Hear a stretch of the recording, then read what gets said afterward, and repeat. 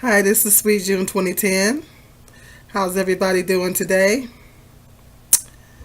Um, I want to talk about colorism in the black community. Colorism is a very serious problem in the black community. It's what's keeping us divided. It's what's keeping the black people divided. All this colorism. It's a major, major problem in the black community. It's been the problem since the beginning of time. Um, I will say this. At the end of the day, it doesn't matter what color, what shade of black you are, whether you're light skin, brown skin, dark skin. At the end of the day, it doesn't matter because you're still going to be seen as black. This country operates on the one drop rule. If you look black and if you don't have European features, if you're not white, if you don't have white skin, and you don't have white people textured hair and hair color, then you're considered black or a minority. Okay? If you don't look white, you don't have European features, you're considered black. This country operates on the one drop rule. It's been like that since the beginning of time. You know, if you got any kind of color in your skin, even if you're biracial, if a lot of biracial people, well, there's a debate going back and forth saying that, well, biracial people aren't black and, they shouldn't be calling biracial people black, and I see videos on here of people talking about they shouldn't call biracial people black. Yes, in fact, they are biracial. Technically, on paper, yes, they're biracial. Um, if you have one white parent and one black parent, yes, you are biracial. Technically, yes. But according to society, you know, um, you're black. I was at work one day, and we had two um, ladies of the same name. One of them was brown skin, and the other one was a biracial young lady, very light complected, had long, straight hair. Um, well, I was talking to one of my coworkers, and I was asking her. I'm not gonna say the name, but I was asking her which one is she talking about. I said, "Are you talking about the black one or whatever?" I said something like that, and she said, "Well, aren't they both black?" And so I said, you know, so that's case in point. One was biracial and she had long straight hair. The other one was brown complected and had African hair. She was brown complected, light brown skin with African hair. The other one was biracial, light skin, had long straight hair. And because she said, I said, well, which one are you talking about? The black one or whatever I said. She's like, well, aren't they both black? And I thought to myself, well, that proves the theory that, you know, it's the one drop rule. She figured, well, she looks black, so she must be black. So see, this country is operated on the one drop rule. If you look black, and like some people say, like I say, it's the debate going back and forth now. Um, biracial people shouldn't be called black. And they don't understand why a lot of biracial people say that they're black. A lot of biracial people consider themselves black. Because that's the way society treats them. Yes, they are in fact biracial, but they're not. If you can't pass for white, you're black. Okay, plain and simple. They can't. 9 times out of 10, most biracial people cannot pass for black. Black genes are very, very strong and powerful. If you're biracial and you can't pass for white, you don't have European skin complexion, European features, and you don't have European hair, then you are going to be considered black, plain and simple. We get judged by how we look in this country. We get judged by our skin color in this country. We get judged by how we look. Okay? We don't get judged by, they ain't got time to figure out which one of your parents was. One of her parents black, white. Oh, one of her parents is white. Well, let's give her the job. She's half white. No, it doesn't work that way. Obama technically is biracial. He's a white and he's a black president. His mother was white, father was black. He's a black and he's a white president. He represents both sides. He represents the white people and he represents the black people. He represents both sides. Technically speaking, he represents both sides. You think people would have been happy about that?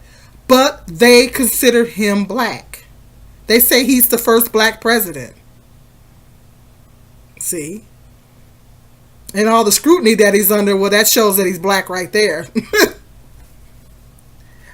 Yes, they say that he's the first black president. Technically, he's the first biracial president. But because his skin is brown, he doesn't have European, he doesn't look European. So they consider him black. In white people's eyes, he's a black man. So this country operates on the one-drop rule. This is why a lot of people get mad because biracial people say that they're black. Well, you're disrespecting the white parent. Well, yeah, some argue that.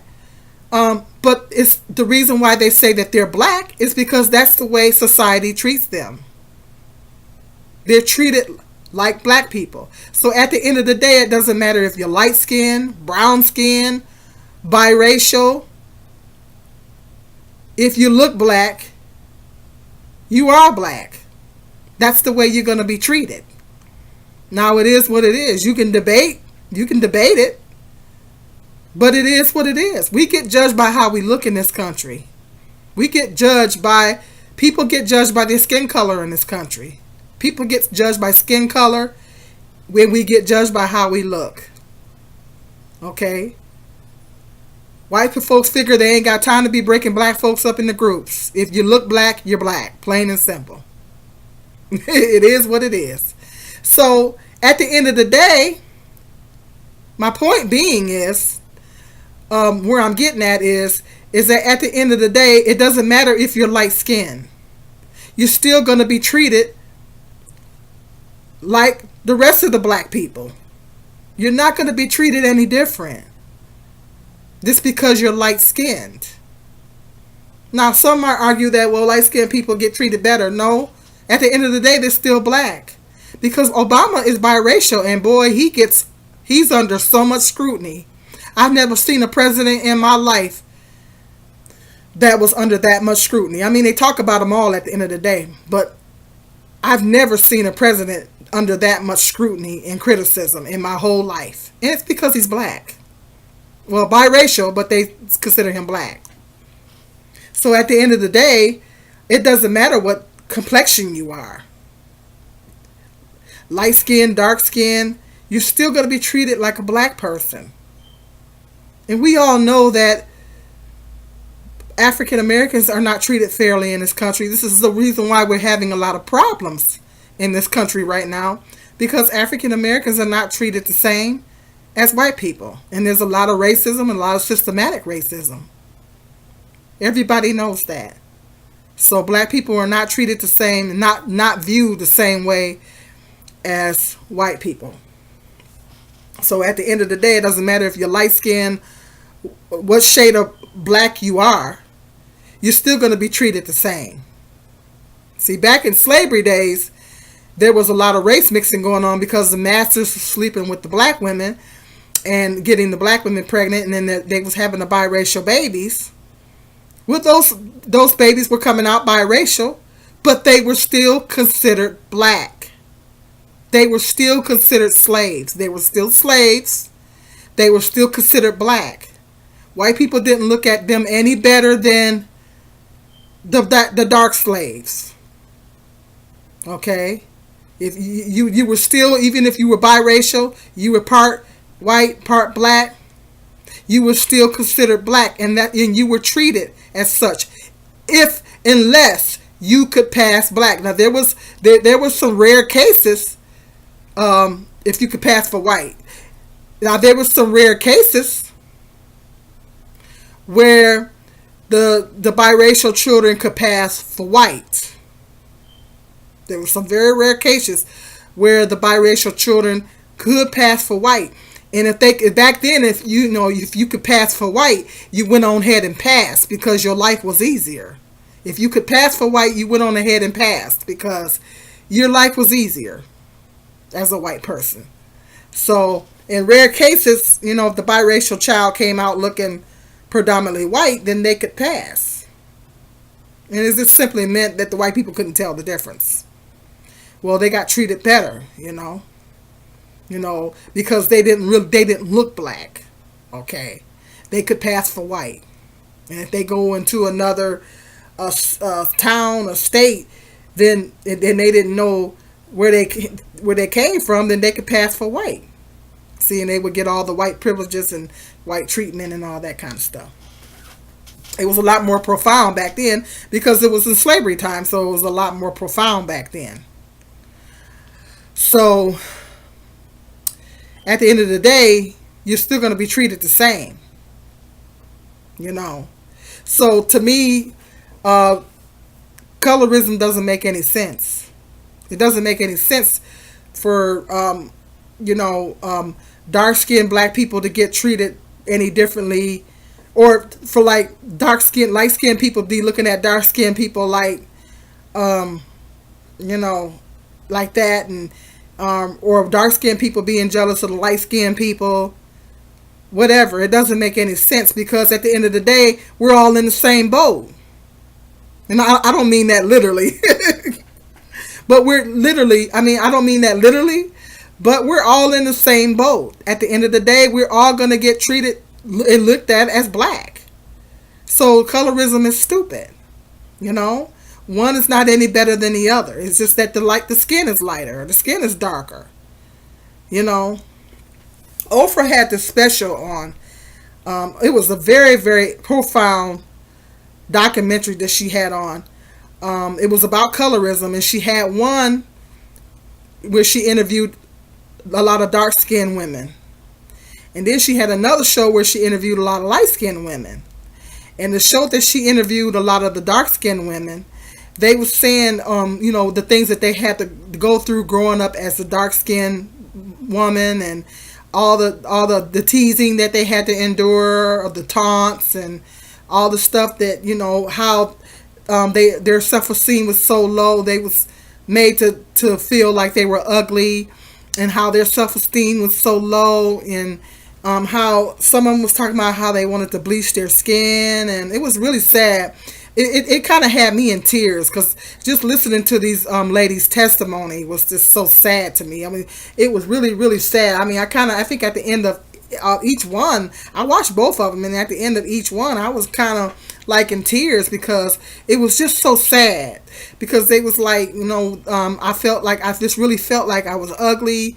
I wanted to bleach my skin, and people, would call me ugly, and that these women were actually getting treated badly, horribly, because they was dark skinned, and they was made to feel like they were ugly because they had dark skin, and then as a result they wanted to bleach their skin. It made them have a very, very low self-esteem, very low self-worth, and they wanted to bleach their skin. It was really, really sad, to hear some of the stories that these ladies was talking about. It was really sad. And then the light skin, she interviewed the light skin. She had another show, and she interviewed the light skin ladies. And believe it or not, the light skin ladies was having some struggles too. They was talking about how, the dark girls would tease them and say, "Oh, you think you're so cute," They would pull their hair. They would get beat up. Then in some cases, they would try to cut their hair. And the light skinned girls went through a lot too, with being teased. Looked at as, instead of people trying to get to know them and as a person, to figure out what kind of person they are, they automatically assume that, oh, you think you're better than me because you're light skinned, and you think you cute and all this kind of stuff, and then they got teased and they got bullied as a result of people thinking that they think that they're cute because they're light skinned and had long hair or whatever. And the dark skinned girls, because of their insecurities, them being made to feel ugly and all that kind of stuff, took it out on the light skinned girls and would try to pull their hair, beat them up, in some cases try to cut their hair. And it was really, really sad. It was just really, really sad to hear the stories, on both sides, the light skin and the dark skin. It was really, really sad. And I think I was on the verge of tears of each one that I watched. I mean, I just couldn't believe it. I'm brown complected, so I hate to say it, but I don't hate to say it, but I can't really relate. I can't really relate because I've always been brown complected, and people didn't tease me about my skin complexion. I remember back in junior high, I got teased about my hair being too short, and I got teased. I got called ugly, but I don't think it was because of my skin complexion. I mean, it could have been, but I was always brown skinned, so nobody never called me, like dark skinned names. You black, or charcoal or whatever like that. I never got called names like that, and I never got called any names related to my skin complexion. I got called ugly, and I got called because my hair was short. I got called bald headed. But and I did get called ugly, but I don't know if it was related to my skin complexion, because I never got called darky or whatever, blacky and all that kind of stuff. I was never called names like that. So as far as I know, I've never been called any names relating to my skin complexion because I've always been brown complected. So I don't really know the struggle as far as that. I really never really suffered any colorism because I've always been brown. I'm like kind of in the middle. So I've never been called darky or blacky or whatever like that. I've experienced racism at the hands of white people. But as far as my own people, like I said, back in junior high, I did get called names, but I didn't get called any names related to my skin complexion, So I honestly cannot say that I went through a lot of that. But it was really sad listening to the stories of dark skin, light skin. It was just really sad. I mean, it had me in tears close to the end of the documentaries. And, all this is stupid. It's dumb, It doesn't make any sense. Because at the end of the day, we're all going to be treated the same, And colorism is dividing our community. It's dividing us as a people. It's just keeping us divided. And this is a time that we should be coming together. All skin complexions should be coming together. This is not the time for us to be discriminated against each other. And the men saying, black men talk about all of us black women now. I mean, it used to be that they like the light skinned women better, but nowadays they say all black women. So nowadays they don't separate us according to color anymore. They just say all black women are bad now, a lot of times. Okay, I might talk about this some more. Got some more interesting topics coming up. All I can say about that is black people need to stop it, because at the end of the day, we all get treated the same. This country operates on the one drop rule. We all get treated the same. So colorism is stupid. Doesn't make any sense. And I think dark skinned women are beautiful. Light skinned women are beautiful. you know, dark beauty and ugly come in all colors. You know, beauty comes in all shades and tones and everything. So colorism is stupid. Black people need to give it up. I got some more interesting topics coming up. Might talk about this further. Thank you. If you like this video and subscribe. God bless. This is Sweet June 2010.